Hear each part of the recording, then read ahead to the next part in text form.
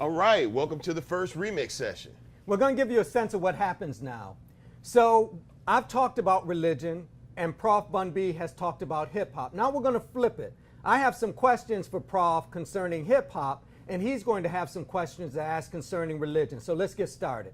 So Prof, Yes, sir. you've talked in terms of the basic elements of hip hop. Yes. And we give a lot of time and attention to rap music for good reason. But it seems to me there's more we might want to say concerning breaking. If you think about the population, if you think about the time frame, and you think about the location, it seems to me there are ways in which breaking wasn't a subtle protest, it was an in-your-face protest. That is to say, these brown and black bodies were typically understood as undesirable, marginal, lacking beauty, lacking importance, and these young folks gave these bodies a supple presence, a place in the world that spoke to beauty, integrity, a kind of aesthetic depth. Am I on? Absolutely, you're head on with that, Doc. I think for many years, people of color have had to deal with emasculation on many levels. The primary one, I think, being physical.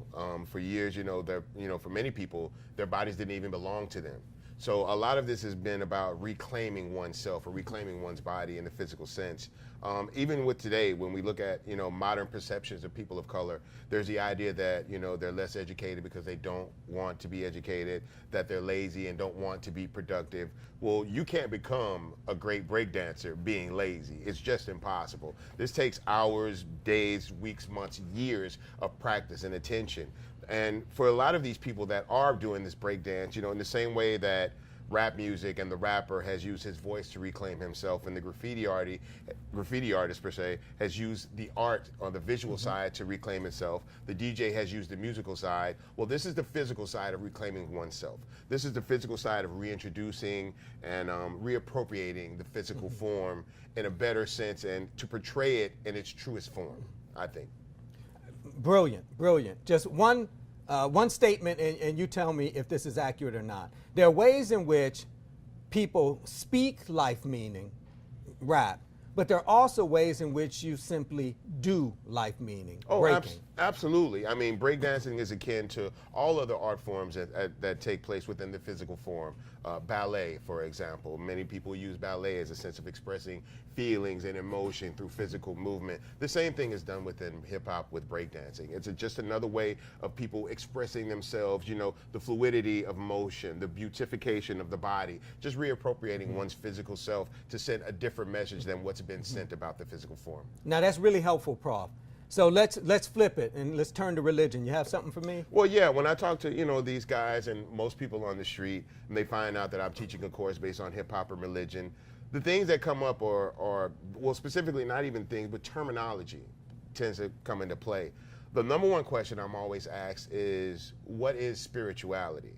But then after that, there also becomes, what does it mean to be religious? Now, how close are those in practice? Well, let's think about it this way, that religion revolves around, our first definition of religion, revolves Right. around institutions, doctrines, and creeds. These are things that are mapped out, mapped out. Right. And so when folks say I'm spiritual but not religious, what they typically mean to say is, I'm about the idea that there is something beyond me. There is meaning in the world, right? That there is a presence beyond me to which I respond, but I'm not all about the activities of the church or the mosque. I'm not about their theology. I'm not about their doctrine, but I do believe there's something else here. And so that kind of distinction is what's in play.